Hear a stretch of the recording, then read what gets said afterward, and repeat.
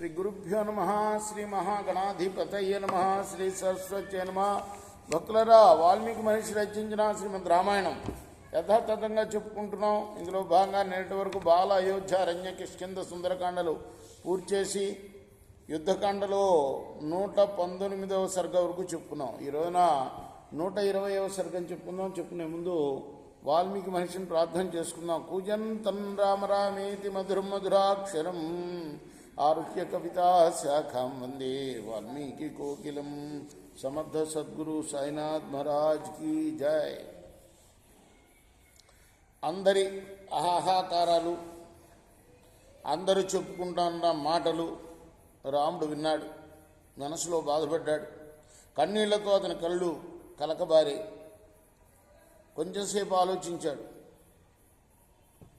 అప్పుడు అక్కడికి కుబేరుడు, సర్వ సంహారకుడైన యమధర్మరాజు, సహస్రాక్షుడైన దేవేంద్రుడు, వరుణుడు, వృషభధ్వజుడు, త్రిలోచనుడు.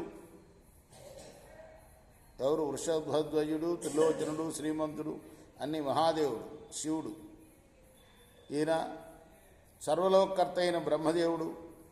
సూర్య సమానమైన విమానాల్లో వచ్చారు వాళ్ళు. వీళ్ళందరూ కూడా ఎక్కడికి? అమ్మ అగ్ని ప్రవేశం చేసిన చోటు. ఆ దేవోత్తములకు రాముడు చేతులు జోడించి నమస్కారం చేశాడు.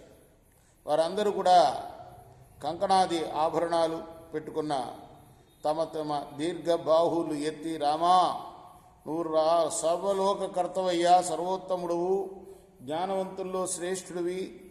ఇటువంటి నువ్వు సీతాదేవి అగ్నిహోత్రంలో పడుతూ ఉంటే నువ్వు ఎలా ఉపేక్షించావు?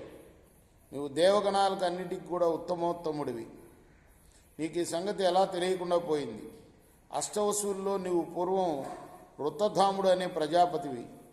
నువ్వు ముల్లోకాలకి ఆదికర్తవి, సర్వనియామకుడివి. రుద్రుడి అష్టమూర్తుల్లో నువ్వు 8వ వాడివి. 12 మంది సాధ్యుల్లో నువ్వు 5వ వాడివి. ఓ పరంతప, నీ చెవులు అశ్వినీ దేవతలు, నీ కళ్ళు సూర్యచంద్రులు. సర్వలోకాలు సృష్టించడానికి పూర్వం ఉన్నవాడు నువ్వు ఒక్కడివే. ప్రళయకాలంలో కనపడతావు. నువ్వు సర్వశక్తిమంతుడివి, సర్వజ్ఞుడివి, సర్వేశ్వరుడివి.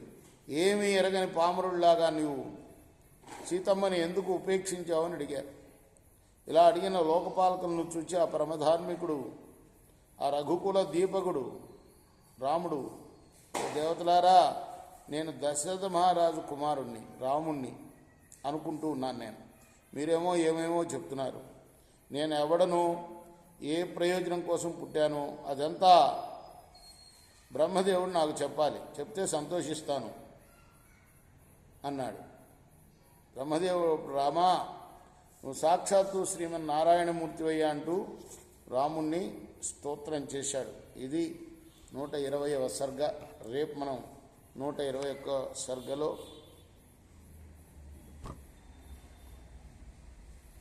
తర్వాత భాగాన్ని కొనసాగిద్దాం. కృష్ణార్పణమస్తు. సాయి కృష్ణార్పణమస్తు.